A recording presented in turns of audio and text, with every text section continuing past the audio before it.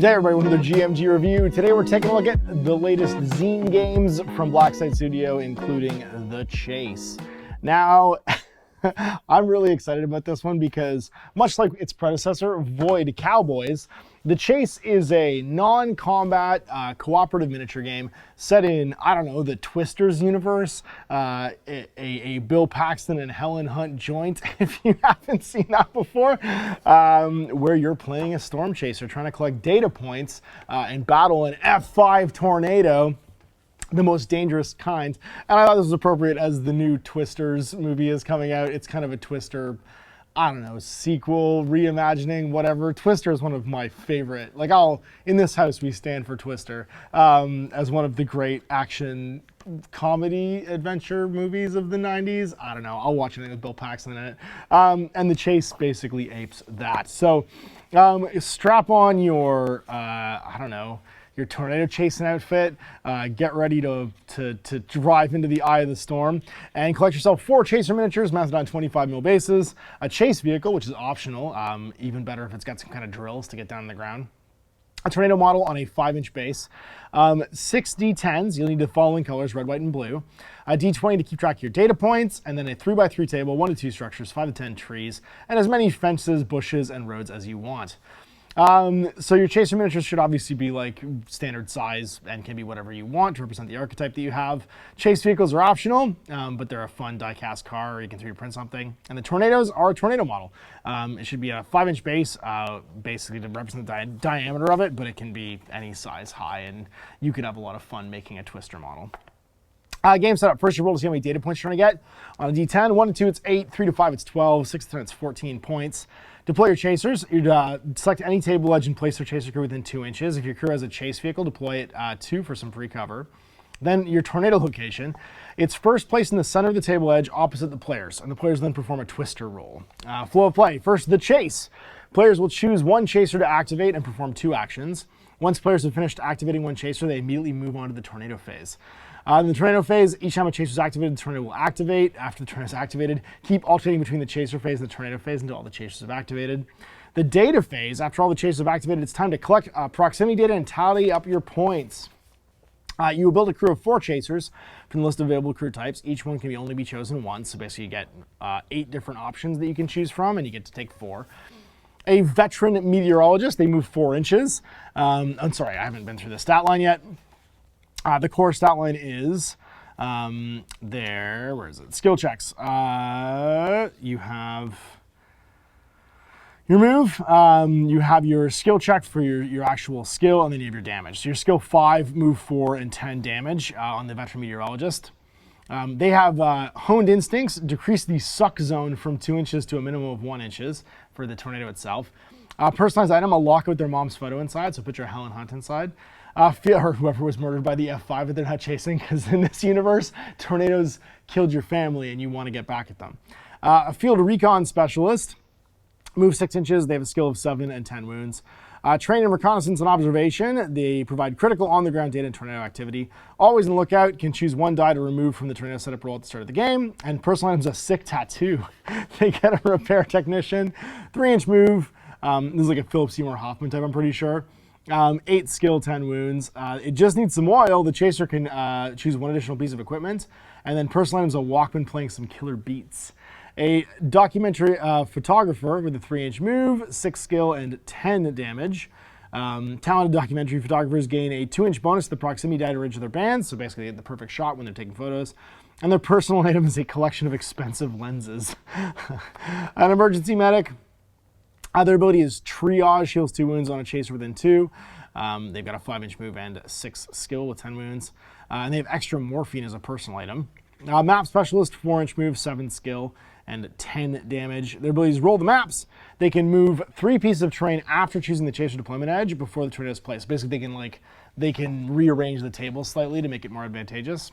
And then personal item is high quality pencils.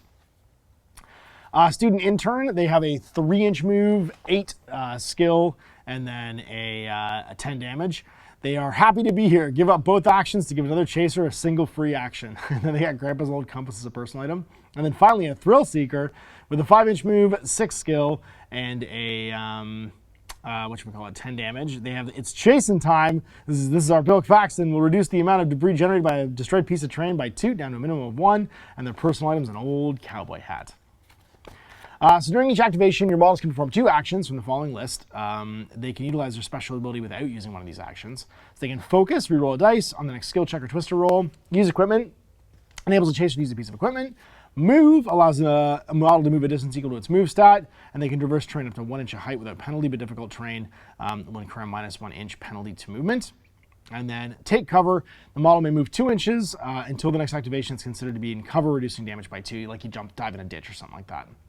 And then for skill checks, when you perform a skill check, roll any color 2d10. At least 1 dice roll needs to equal or surpass the chaser's skill stat. So the higher the number, the worse it is. Basically, it's the number to beat. And then personal item. Once per game, a chaser can use their personal item automatically to reroll both dice on a failed skill check. Hunting equipment. A chaser can have up to 2 pieces of equipment. They may be given to any crew members. A single chaser can only have 1 piece of equipment at a time. So the whole crew gets 2 of these, and you can give them to anybody. An anemometer, anemometer. If the chaser can draw a line of sight to the tornado, they can use the anemometer. Make a skill check. If successful, the chaser can reroll any one of the dice in the next twister roll. Mobile Doppler radar.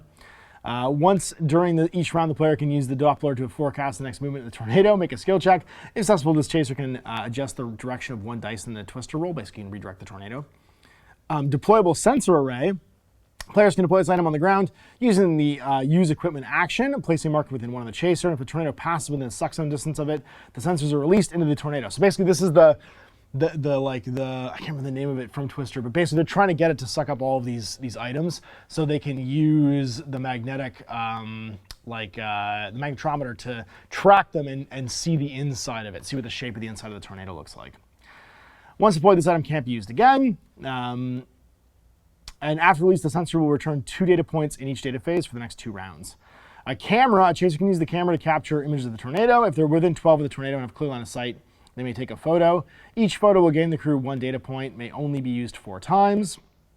And a sat phone. Once per game, the players can use a sat phone to gather real-time information on the tornado's intensity. Make a skill check. On a successful check, the chaser can perform a free move action with any chaser within 6. And the tornado will not activate after the free move. Basically, it's like a free moving around. Tornado phase, the twister roll. So you have to activate the tornado and you roll 1 of each color dice, 1 each d10. For each successful die from a chaser's skill check, the players may cancel a dice from the twister roll. Choose carefully, as sometimes it's important to pick certain directions or distances. Move the tornado in inches and direction as rolled by the d10 dice in the order shown below. If a color die has been canceled by a player, move to the next color. Always activate. So after activating a chaser, players will perform a skill check using the chaser's skill value, make a note of how many successes they get. Tornado movement. Once during its movement, the tornado will move in a direct line. It will pass through any terrain, stopping only to resolve destruction. Tornado will only end its movement when it has moved the full distance rolled. Once tornado has moved into contact with a terrain item, it's immediately destroyed and removed from the table. Roll immediately for the debris 1 at a time using the table below. So a tree is 1 piece, a fence is 2 pieces, a small structure or vehicle is 2 pieces, and a large structure is 3 pieces. Direction template. Roll a single d10 for each piece of debris, and basically it's like a shotgun blast out of the tornado. And debris hitting chasers, any chasers positioned within a section indicated by the dice roll, immediately struck by the debris suffer 4 points of damage. Taking cover, chaser position behind a cover or executed the take cover action will reduce damage by 2. And then being inside a destroyed structure, if a chaser is inside a structure that's destroyed, they're automatically hit by the debris. And then the suck zone, when a chaser ventures too close to the tornado, they risk being pulled into its vortex. At the conclusion of its activation, if any chaser is within 2 inches of the tornado base, they must immediately make a skill check, and failing it means they're drawn into the tornado. Roll a d10 and use the direction. Next, roll a single d10 to determine the distance the chaser is thrown. Place the chaser that distance from the tornado, and the value rolled in the dice is how much damage they take. So they get sucked out of it. Keep a tally of each chaser's wounds. Once they've reached their wound maximum, they're removed from play. And you get -1 data point for each one that dies. And then the data phase. During the phase, players will count the data points. It's helpful to use a dice to keep track of this. Use the following guide to determine if a chaser will gain proximity points. If they're within 6, they get 2. If they're within 10, they get 1. And other data, the crew can get data from cameras and all the equipment and stuff like that. Ending the game, the tornado will dissipate after turn 6, finally leaving the surrounding area to take stock of the damage and pick up the pieces. If the crew has not gained the required data points by turn 6, it's time to jump in their vehicle and try again next time. If the crew collects the required amount of data, the game will end at the end of that turn. And then optional rules. You can have enhanced weather like twin tornadoes, it splits in two, baseball hail, heavy rain, unstable jumper, and finger of God. A mass tornado has ripped its way into the area. The tornado base is increased to 10 inches. And then destruction tables, rolling time if something is destroyed. Shrapnel shower, add an extra debris to the total of the structure. Sheet metal. If a change is hit by debris, they take an extra point of damage. Propane tank. The tornado ignites a large propane tank. Any chases within 3 of the structure directly 3 inches away because it explodes. And then glass house. The tornadoes throw a large amount of glass around the area. If the chaser takes damage from any debris from the structure, they'll take a point of damage each time they activate for the remainder of the game because they're lacerated. And then finally, get wrecked. The structure explodes in a massive hail of debris. Instead of rolling for direction, the debris is thrown out in every single direction. And there's your printable template, basically, so you can download and or print it. And this was written by Ben. I love this. I love that Ben wrote a Twister miniature game. This is super fun. This is a great party game. And because of my love of movies, any game that is basically a Bill Paxton, Helen Hunt miniature game, I'm going to have to at some point try. I think this sounds like an incredible amount of fun, and I have tons of miniatures that we could already play with. I basically just need to make a tornado, and we can try this out. I got everything else I need. I think what I'm going to do is I'm going to go see Twisters, and then I'm going to play a game of The Chase. And it's going to be incredibly dumb and fun, and I love this. These type of zine games are exactly what the world needs right now because they're, one, they'll get you like more use out of your miniature collection that you already have. Like if you have a modern table setup, like I have for all my zombie games and stuff like that, that's all you need to play this. I have a million car models, all like literally, I have trees, I have everything I need. I just need to make a tornado, and we can have this be either the part of another game. I talked about this with Void Cowboys actually. This could be an interlude in some other miniature game. If you want to play any miniature game and have a tornado as some type of act of God come down, replace investigation points with magical ritual. Replace anything with anything, and this could just easily be a fantasy game or a science fiction game, and be a great interlude in RPG and all kinds of stuff. So these zine games, just like Void Cowboys is about repairing a ship and salvaging and stuff like that, they have such a great place in the landscape of tabletop gaming right now because they represent these kind of fun, weird, non-combat scenarios that you used to get in like old White Dwarf or Dragon Magazine. They're like just cuz games, but because Ben and Connor are doing it at Blacksite, they have this wonderful production value and they're infinitely collectible, and I'm here for it. So if you're looking for more like just, I don't know who asked for this, but it's definitely for me type miniature games, go check out The Chase from Blacksite. You can usually get this at their booth too if they're at any of the cons that you're attending this year, so go check it out there. And big thanks to them for sending this along for me to check out because this hit my funny bone immediately, and I'm super in love with this. So big thanks for watching, big thanks for Ben and Connor sending this along for me to check out. Till next time, I'm Ash. Have a great night.